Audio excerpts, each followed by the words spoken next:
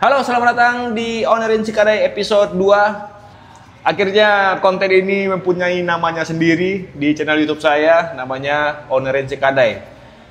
Di sini saya akan ngebahas perjalanan saya membuka bisnis F&B namanya Cikadai. Lokasinya di Depok, yang saat ini sudah berumur 3 bulan lebih. Saya pengen mendokumentasikan setiap minggunya, jadi semacam laporan ke YouTube.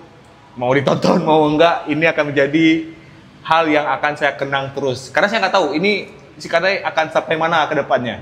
Jadi saya pengen tiap minggu laporan apa aja masalah-masalah Cikadai, apa aja kendala yang saya hadapi dan bagaimana setiap minggu itu berjalan. Jadi kayak weekly report harusnya.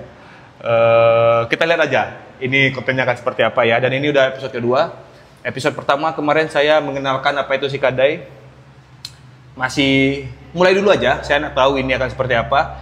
Setelah saya tonton lagi, sepertinya baru tuh dapat ide untuk memecah nanti pembahasannya menu, nanti pembahasannya tentang karyawan, nanti pembahasannya tentang ruko, terus program apa dan Cikadai atau apa ke depannya. Nah, kayaknya itu seru tuh dibahas secara sudut pandang saya sebagai owner Cikadai. Makanya kontennya Ownerin Cikadai. Boleh juga di subscribe channel YouTube-nya Cikadai, terutama untuk orang-orang Minang perantau atau orang yang mengerti bahasa Minang, karena di situ ada podcast Cari Tuh di Cikadai. Itu saya buat supaya Cikadai itu jadi punya media untuk informasi sharing seputar anak rantau dimanapun. Jadi kalau mau lihat POV anak rantau, terutama kan kemarin baru ngajak tag kawan-kawan yang ada di Depok. Jadi nontonnya di sana. Dan itu hanya untuk orang berbahasa Minang. Mungkin ada nantinya yang tidak berbahasa Minang tapi belum tahu. Jadi semuanya kita mulai saja. Hari ini saya akan membahas tentang menu yang ada di Cikadai. Di Cikadai itu ya terdiri dari harusnya 3. Ada menu makanan, menu minuman, dan menu cemilan. Tapi cemilan agak momentum. Ya udah saya bikin di daftar menunya cuma makanan dan juga minuman saja. Kita bahas ya satu-satu ya. Menu pertama itu sate pical. Ini salah satu menu yang paling sering dibeli. Sate pical itu pada dasarnya sate Padang dicampur dengan pical Padang. Apa bedanya pical Padang dengan pecel? Kalau dari penglihatan umumnya aja ya sebenarnya dari mie-nya beda, terus pakai kerupuk merah ya, pecel enggak. Terus dari kuahnya berasa bedanya kawan.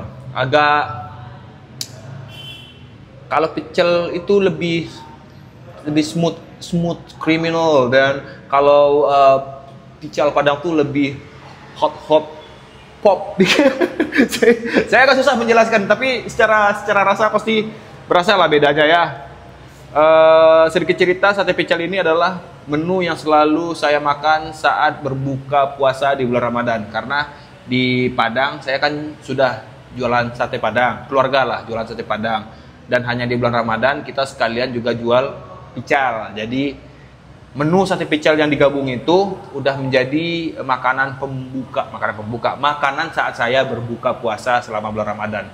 Jadi menu ini sangat mengingatkan saya tentang Padang, kampung halaman, dan keharmonisasian di bulan Ramadan. Cielah gitu. Dan selanjutnya ada pical ama. Ya, pical ama dan sate ama ini adalah pecahan dari sate pical tadi. Kalau saya sudah jual sate pical, sudah pasti ada pical ama dan sate amanya. Di Padang itu kenapa jarang ada orang jual sate pical?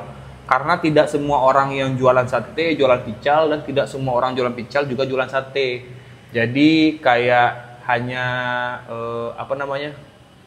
hanya toko yang berdekatan atau pemiliknya satu orang yang menjual sate dan pical, pasti ada menu sate picalnya di sana.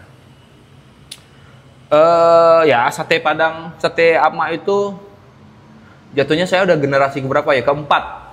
Jadi saya, mama saya, ama yang jualan di Padang. Nah, dari kakek buyut sebenarnya sudah jualan sate Padang juga. Waktu itu di pasar Bendabue katanya dulu di Padang.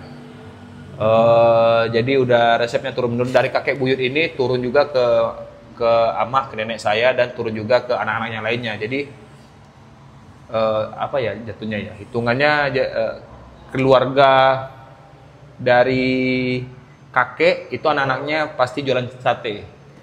Kalau kawan-kawan ada yang dari daerah Borong-Borong Lantai, pesisir selatan kalau nggak salah ya, di pasar Borong Lantai itu ada namanya sate Eriu. Nah itu satu klan, satu keluarga kita itu.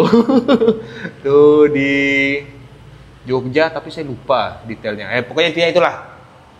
Dari kakek tuh, kakek buyut tuh udah jualan sate, jadi turun ke anak-anaknya, turun ke ama atau nenek, turun ke mama, turun ke saya sekarang ini. Walaupun yang mengerjakan sate, menjual sate masih mama, saya lebih kepahaman basicnya aja.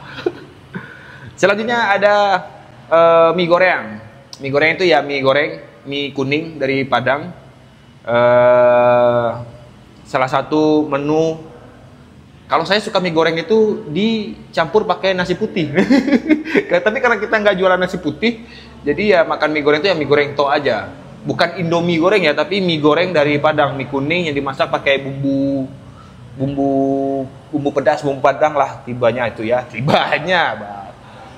Dan nasi goreng sebenarnya base bumbunya tuh hampir mirip antara nasi goreng dengan mie goreng. Dan kita disebutnya di sini nasi goreng mande ya. Kenapa nasi goreng mande? Karena ya ini adalah nasi goreng yang dibuat oleh mande. Jadi kalau dibilang nasi goreng Padang harusnya begini, nasi goreng Padang harusnya begitu. Perdebatan itu tidak akan selesai menurut saya, karena setiap orang Padang bikin nasi goreng itu beda-beda. Jadi saya mematenkan ini namanya nasi goreng mande. Mande bikinnya begitu ya, ini gitu. Dibilang ini nasi goreng Padang, ya ini nasi goreng Padang juga. Kalau dibilang, oh ini nggak mirip nasi goreng Padang yang pernah saya beli, oh ya apa-apa. Ya itu dia nasi goreng mandenya itu ya. Saya perlu menjelaskan komponen-komponen yang di dalamnya nggak usah lah ya. Ada daging, ada telur mata sapi, ada selada, ada timun, pokoknya itulah. Mie abuih, nah ini salah satu mie yang salah satu menu yang lagi on fire-nya di Cikadai. Karena bukan makanan yang dibilang makanan berat, tapi dibilang makanan nyantai juga makanan nyantai. Jadi dia tuh masuk kedua-duanya, dimakan untuk saat kondisi lapar oke juga, dimakan saat kondisi saya sudah makan, nggak mau makan nasi lagi, mie abuih solusinya. Saya juga pakai mie kuning, dan mie kuning itu sampai sekarang ini masih dikirim dari Padang karena nggak tahu, saya malas mengambil resiko untuk mencari mie kuning yang ada di Jakarta dan mencobanya, dan kata mama saya sih udah beda rasanya ya.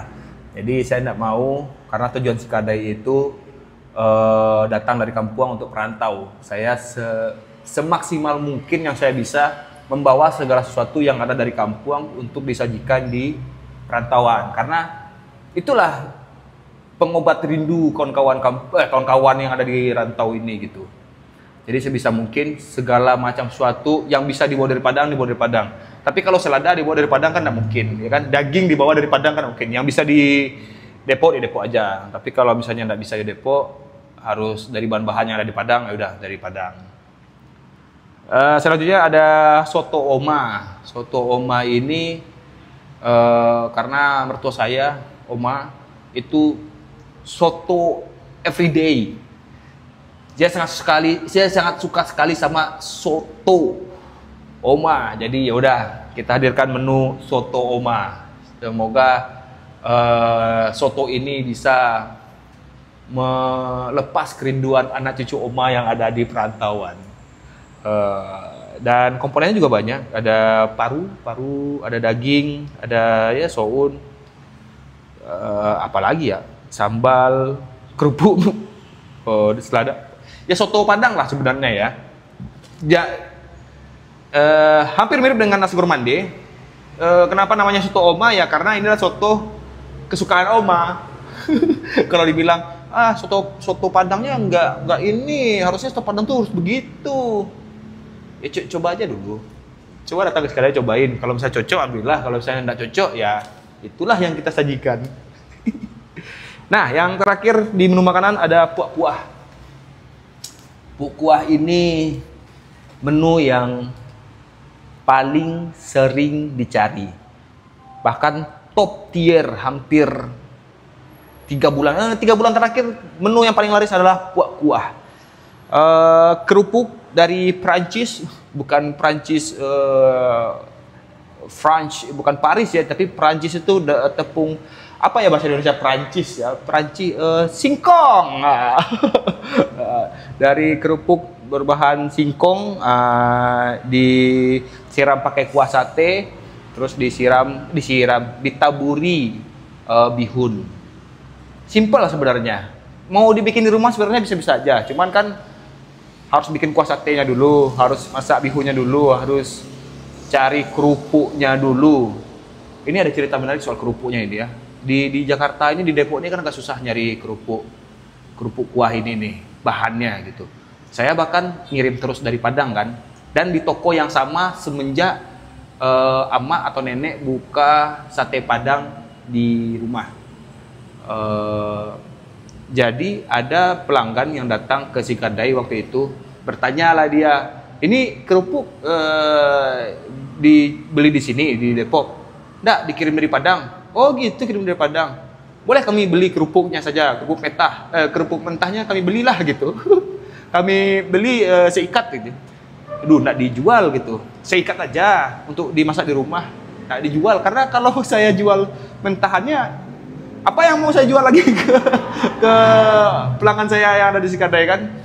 Jadi nggak saya jual karena si ibu itu tahu saya udah susah nyari ini di Depok yang seperti ini. Mungkin ada, tapi mungkin lebih beda ya. Kalau di sini tuh orang bilangnya opak, jadinya lebih tebal. Kalau saya itu emang lebih tipis, crispy dan aduhai.